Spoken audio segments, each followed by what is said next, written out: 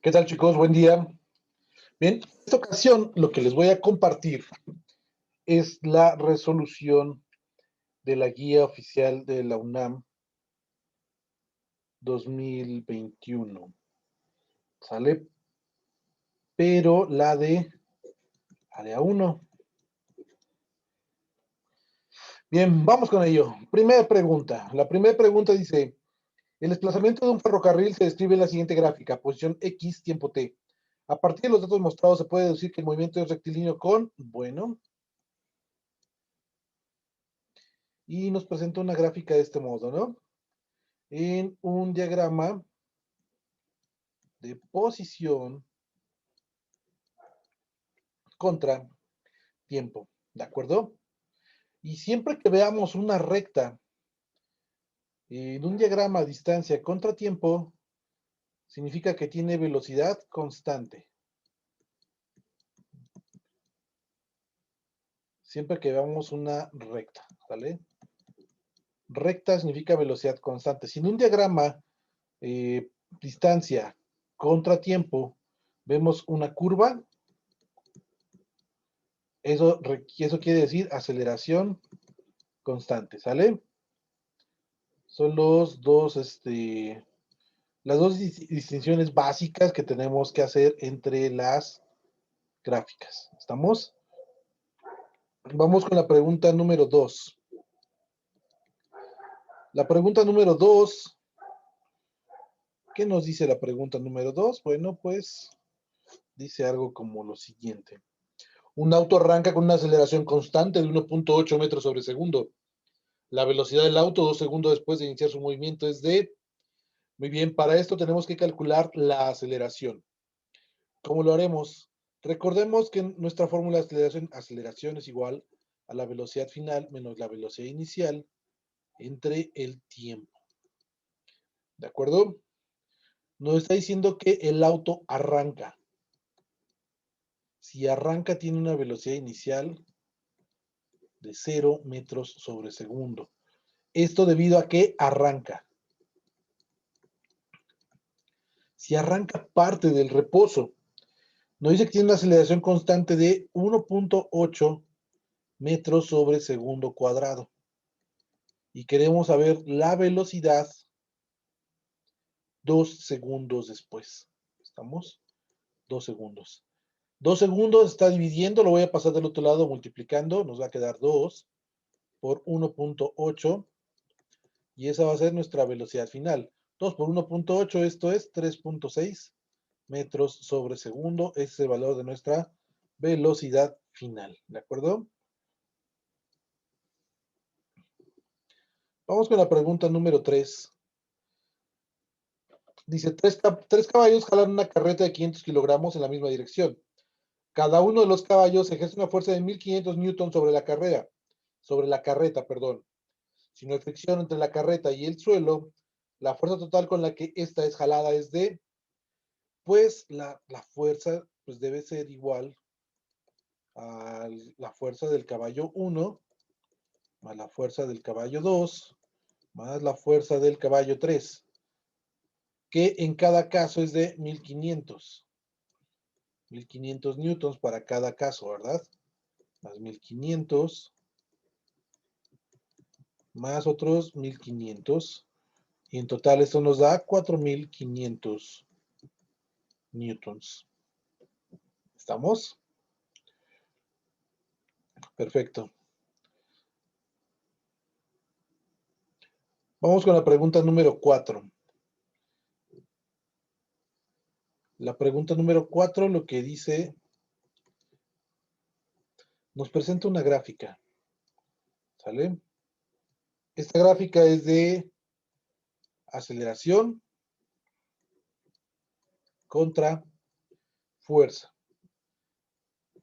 Nos presenta una recta. Y dice, sobre un cuerpo se aplicaron diferentes fuerzas en dirección horizontal y en el mismo sentido, provocando que el objeto experimentara distintas aceleraciones. Basándote en la gráfica de los resultados obtenidos y despreciando la acción ejercida por la fricción entre el objeto y la superficie de contacto, ¿cuál es la masa del objeto? Recordemos Para calcular la masa tendremos que usar la segunda ley de Newton. Fuerza es igual a masa por aceleración. Y si nosotros queremos encontrar la masa, pues simplemente está la aceleración que está multiplicando, la debemos pasar del otro lado dividiendo. Y ese sería el valor de la masa. Vamos a fijarnos cuando el valor de la aceleración es 1. ¿Por qué 1? ¿Por qué elijo 1? Porque pues dividir entre 1 es muy sencillo. Nos damos cuenta en nuestra gráfica que el valor de la fuerza correspondiente al 1 está entre 2 y 3, sería 2.5. Esto quiere decir que el valor de la fuerza va a ser 2.5 newtons y el valor de la aceleración sería 1 metro sobre segundo cuadrado. Esto sería el valor de la masa. Haciendo esa cuenta nos queda 2.5 entre 1, pues 2.5, pero kilogramos. ¿Estamos de acuerdo? Eso sería en cuanto a el valor de la fuerza. Vamos con la pregunta número 5. Dice, selecciona la situación que ejemplifica la realización de un trabajo mecánico. Y tenemos 4 incisos. Primer inciso, A, la energía empleada para elevar la temperatura de un gas a volumen constante. No, ese sería un trabajo en un gas. Y no es trabajo mecánico, es trabajo termodinámico, ¿sale? Los kilowatts hora gastados para mantener encendido un foco durante cierto tiempo. No, esto más bien sería potencia. Recuerden que los kilowatts, bueno, a ver, pongo el inciso A. Como el inciso A tiene que ver con la temperatura, tiene que ver con el volumen, estas dos son variables termodinámicas, ¿no? Entonces, este es trabajo termodinámico. Y no. El inciso B, que es lo que dice, los kilowatts. Recuerden que el kilowatt, esta es una unidad de potencia. Y no tiene nada que ver en la potencia. Y de hecho es potencia eléctrica, ¿no? C. El aumento de energía cinética de un objeto en movimiento circular uniforme. No. El aumento de energía cinética de un movimiento circular uniforme, pues simplemente es aumento de energía cinética. ¿Sale? Entonces, no está la C, no. Y el inciso D dice, al empujar una caja con fuerza constante para moverla a cierta distancia. Recuerden que la definición de trabajo mecánico es fuerza por distancia, ¿no? Y esta sería la respuesta correcta, el inciso D. 6.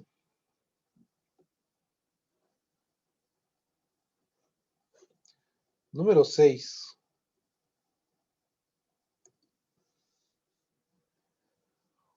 Un niño está parado sobre un carrito.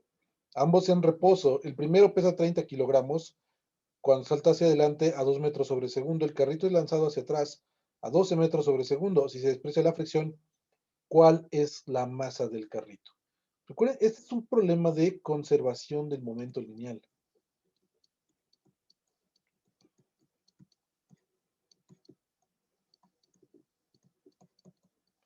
Conservación del momento. Recuerden que el momento es masa por velocidad y la conservación del momento se da cuando el momento inicial debe ser igual al momento final. ¿De acuerdo? Entonces, para el momento inicial tendría que ser el momento del niño más el momento del carrito. Naturalmente estos dos en estado inicial. Y esto debe ser igual al momento del niño final más el momento del carrito final. Eso sería la masa por la velocidad, la masa del niño por la velocidad del niño al inicio, más la masa del carrito por la velocidad del carrito al inicio. Esto debe ser igual a la masa del niño por la velocidad final del niño más la masa del carrito por la velocidad. Aquí le voy a poner N. Y por la velocidad final del carrito. ¿Vale? Y nos dice que ambos estaban en reposo. Inicialmente ambos estaban en reposo, entonces esta cantidad se hace cero, puesto que la velocidad del niño al inicio es cero y la velocidad del carrito al inicio es también cero. Cero más cero, pues siempre te va a dar cero. La masa del niño nos dice que es de 30 kilogramos. ¿De acuerdo? La velocidad final del niño nos dice que salta hacia adelante a 2 metros por segundo. Por otra parte, no conocemos la masa del carrito, sin embargo, se nos dice que es lanzado hacia atrás. Como es lanzado hacia atrás, entonces es menos 12 metros sobre segundo su velocidad. ¿Estamos? Y bueno, hagamos cuentas. 30, bueno, del lado izquierdo sigue siendo 0. 30 por 2, esto es 60. Entonces no pondré unidades ahorita. Y de este lado,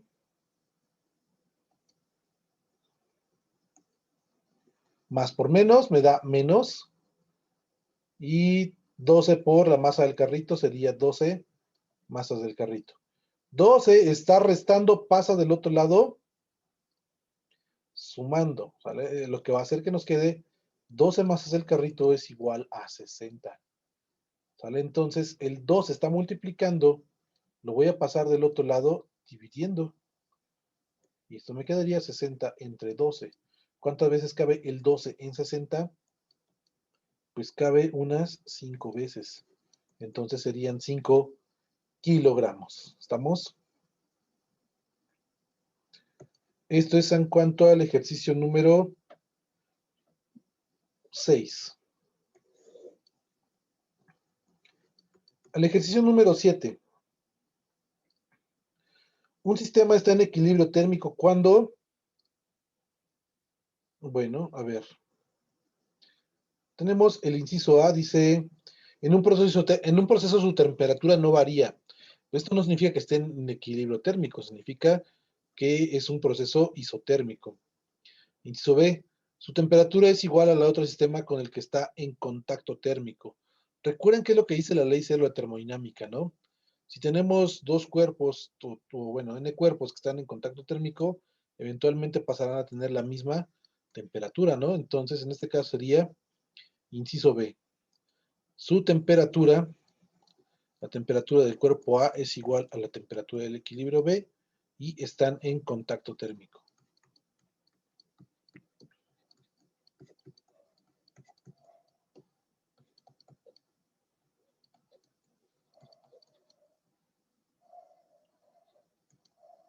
Bien. Vamos con la pregunta número 8.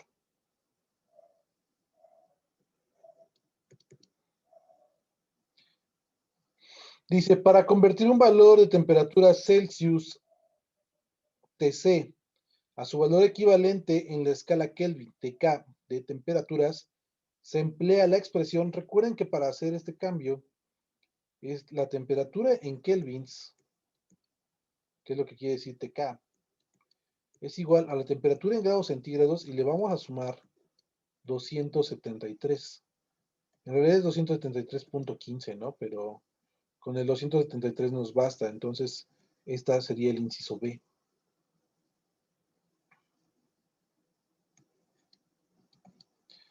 9.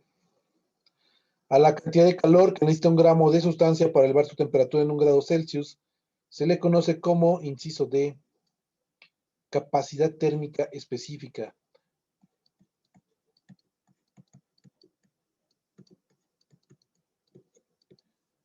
Recuerden que cada material es diferente y cada material se va a calentar de modo diferente. No va a pasar lo mismo que si calentamos un compuesto orgánico a una aleación metálica, por ejemplo. ¿Sale? Y a eso le denominamos capacidad térmica específica, ¿no? Porque es muy específica de cada material. Pregunta número 10. Una cuerda está atada a un extremo, un punto fijo, y en el otro un vibrador. De manera que se produce un tren de ondas como el que se muestra en la figura. ¿Cuál es la longitud de onda de la onda estacionaria? Ok. Y se me muestra una cosa así. Y luego una onda.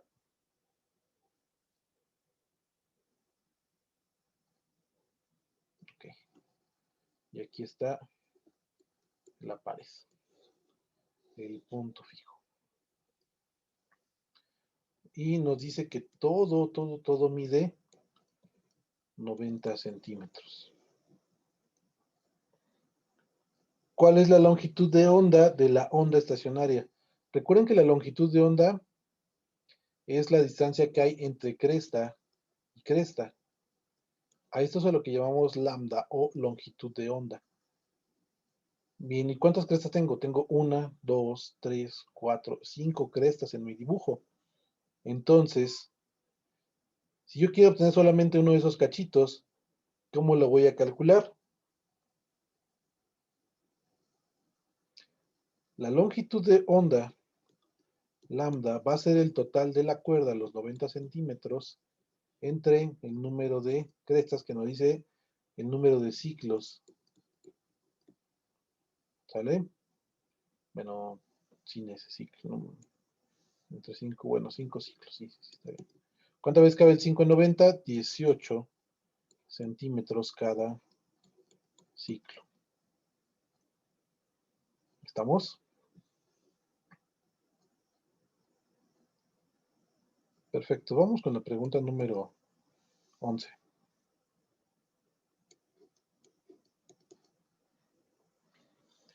Dice, para explicar la interferencia constructiva o destructiva de las ondas, se debe considerar, pues lo que debemos considerar es la superposición de las ondas.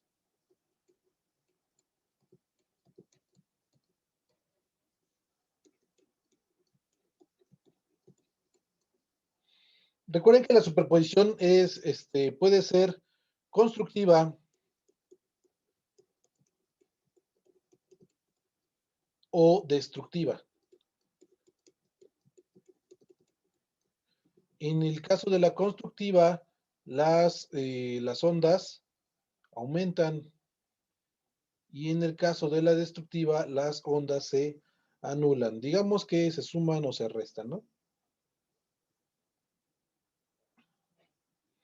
Vamos con la pregunta número 12.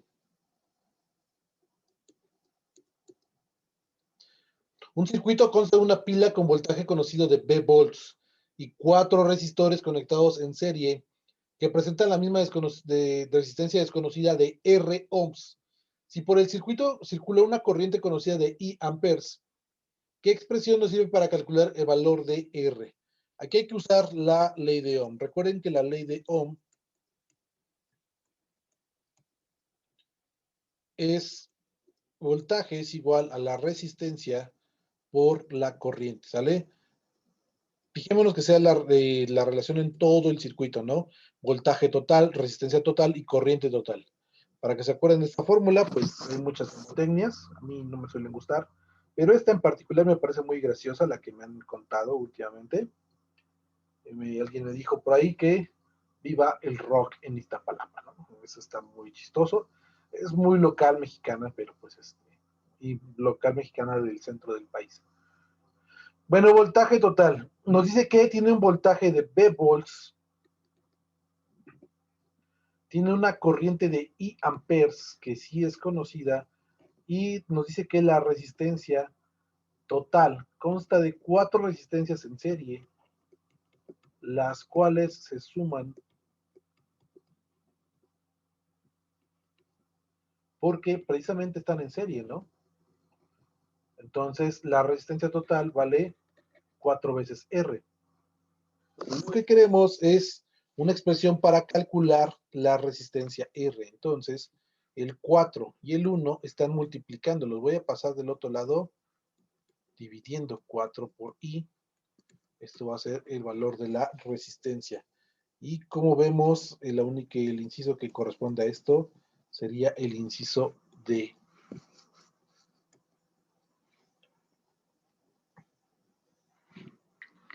Pregunta número 13. Determina la resistencia total del circuito que se presenta en la imagen. Y la imagen es una cosa así. Nos dice que hay 6 volts. Aquí nos da una resistencia. Y aquí nos da otra resistencia.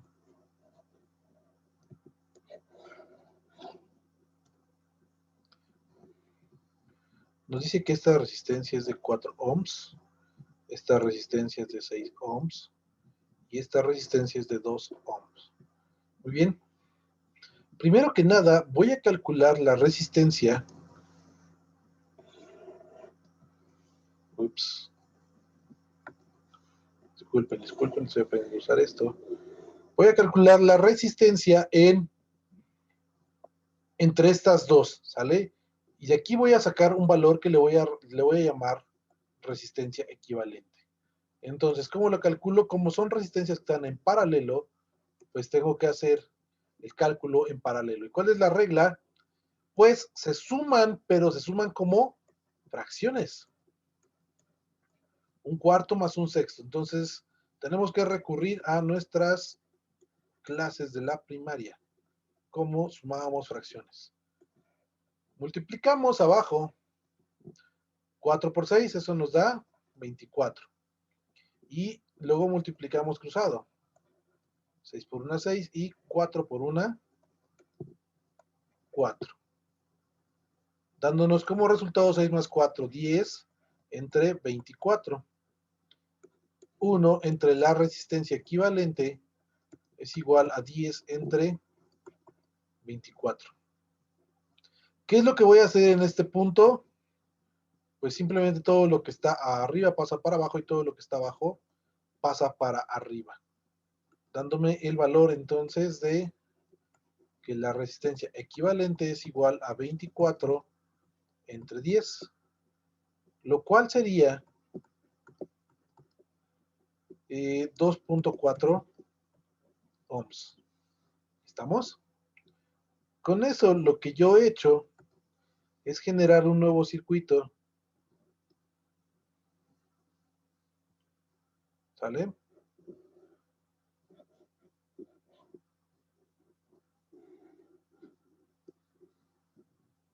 Que aquí, bueno, pues sigue teniendo los mismos 2 ohms.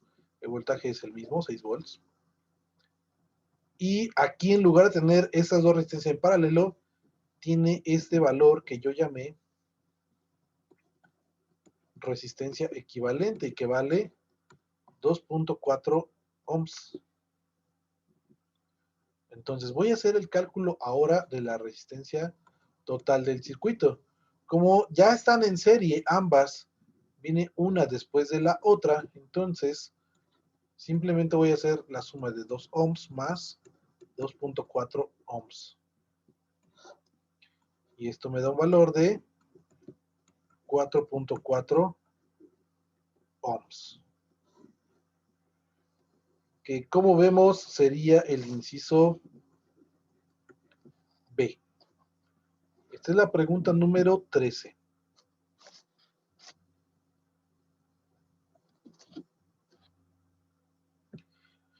Ok, voy con el problema número 14.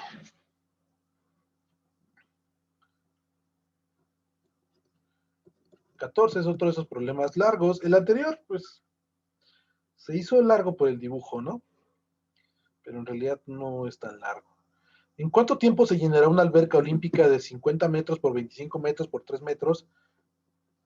Si se usa un tubo de 40 centímetros de diámetro, porque fluye agua a una velocidad de 4 metros por segundo. Bien. Para este caso debemos recordar las dos definiciones que tenemos diferentes de gasto. Sería el gasto, sería el área por la velocidad, y la otra definición, gasto, sería el volumen entre el tiempo. Son las dos definiciones que tenemos diferentes de gasto. Entonces vamos a ver el escenario, cómo es. Es una tubería por la que fluye agua y va a parar a una alberca olímpica.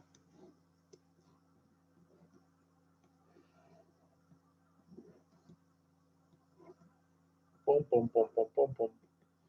Bien, que de este lado mide 50 metros, de este lado mide 25 metros y de este otro lado mide 3 metros.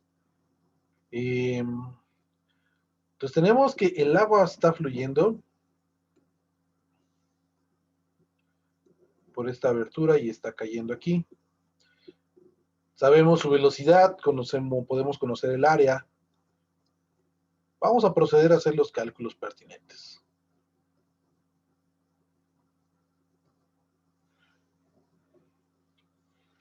Otra cosa que debemos recordar es la ecuación de continuidad.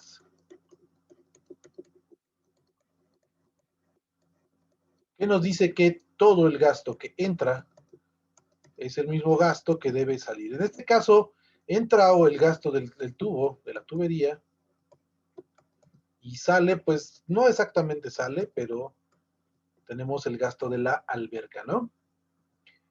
El gasto de la tubería, vamos a hacer los cálculos pertinentes, sería el área de la tubería por la velocidad del agua en la tubería. Y esto debe ser igual a el volumen de la alberca entre el tiempo que le lleva a llenarse. ¿De acuerdo? De aquí podemos despejar de una vez el valor del tiempo. Tiempo está dividiendo, lo voy a pasar del otro lado multiplicando. Me quedaría el tiempo por el área de la alberca, perdón, de la tubería, por la velocidad de la tubería, es igual al volumen de la alberca. El área y la velocidad están multiplicando, los voy a mandar del otro lado dividiendo. Sigo mis cálculos aquí abajo. Entonces tengo este volumen de la alberca entre el área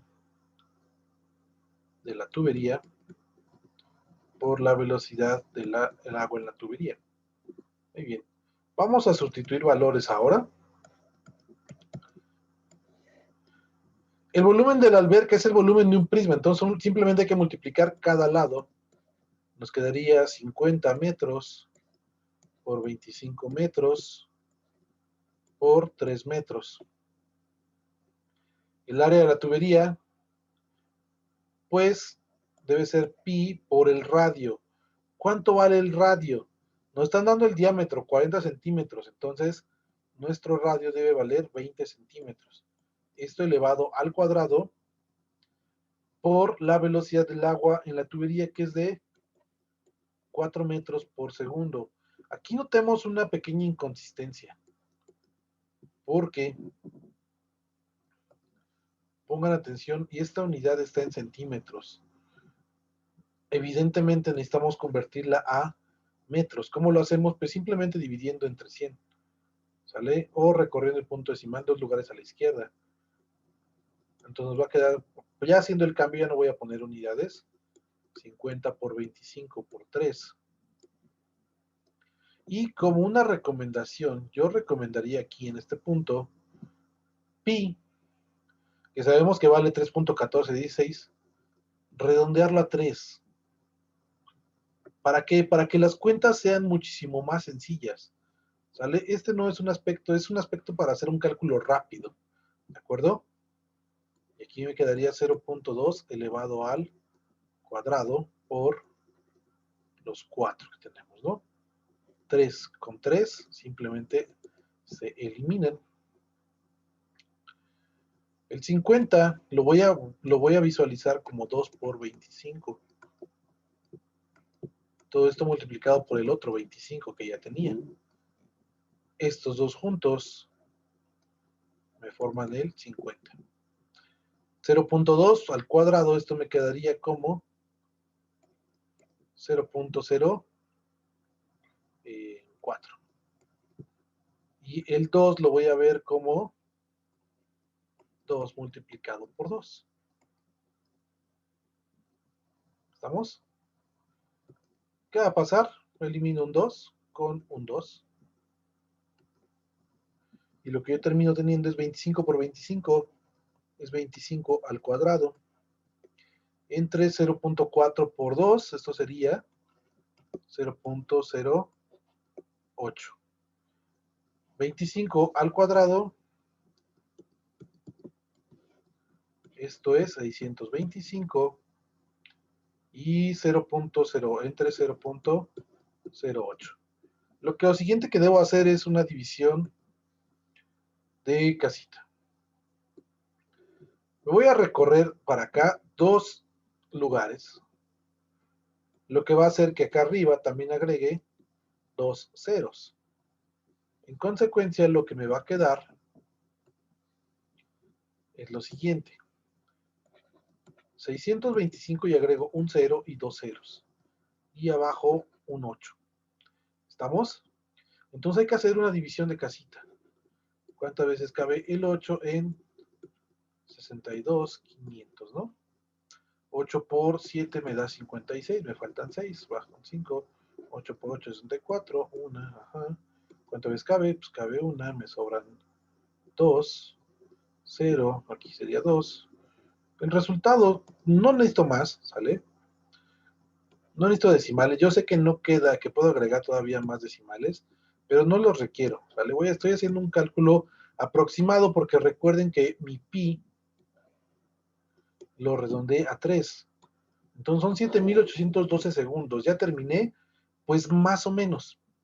Porque ahora me están pidiendo que esos 7.812 los transforme a horas, ¿no? ¿Cómo haría esto? Pues si yo sé que 3.600 segundos conforman una hora, entonces 7.812 segundos van a conformar X horas. Lo que va a terminar haciendo que 7.812 entre 3.600 me dé el valor de las horas, ¿no? Que el valor de las horas sería 2 y algo horas. Me fijo en mis respuestas y la respuesta que se acerca, la única respuesta que se acerca a eso es el inciso D. ¿Estamos? Ese sería cómo se hace el problema número 14. Este problema es un problema complicado, pero como ven, se puede hacer de un modo más o menos sencillo, ¿no? Entonces vamos con el siguiente problema. Número 15.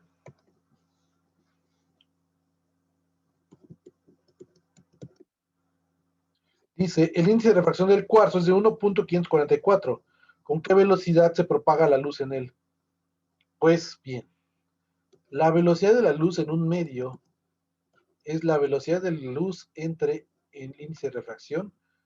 El valor de C es la velocidad de luz en el vacío y tiene dos valores, ¿sale? Bueno, puede tener algunas variantes. Esta, por ejemplo, sería una. 300.000 kilómetros por segundo sería una variante. O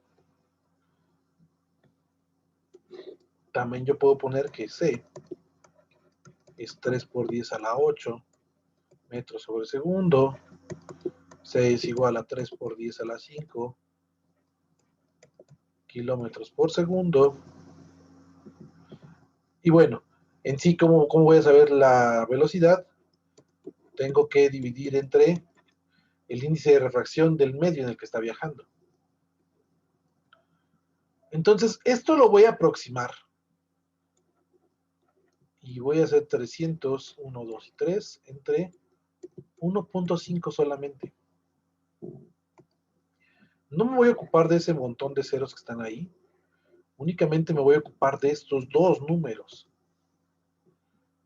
Entonces, la velocidad, ¿cuántas veces cabe 1.5 en 3? Pues vale 2, y luego le voy a agregar todos los ceros que ignoré.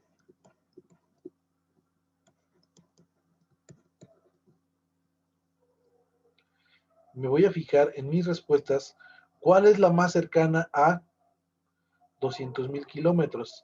La respuesta correcta sería el inciso A, 194.300 kilómetros por segundo. ¿Sale? Y por último, vamos con la pregunta número 16. La pregunta número 16 dice, el modelo de Thomson establece que, bueno, recuerden que el modelo de Thomson era el modelo de, pues que tenía electrones por ahí, era una esfera que estaba cargada positivamente y tenía cargas negativas incrustadas en la esfera, lo que se le conoce como el budín de pasas, ¿no? Entonces, la única que describe este escenario sería el inciso A. Este es el modelo atómico de Thomson. Y se lo conocen como modelo de budín de pasas. Bien. Pues bueno, chicos, eso es todo por este video. Espero que les sirva, espero que les ayude. Este es un formato que estoy empezando a trabajar, un formato nuevo, para no tener que grabar en las madrugadas. Pero bueno, espero que les sirva, espero que les funcione. Cuídense mucho y nos vemos en otro video. Hasta luego, chicos.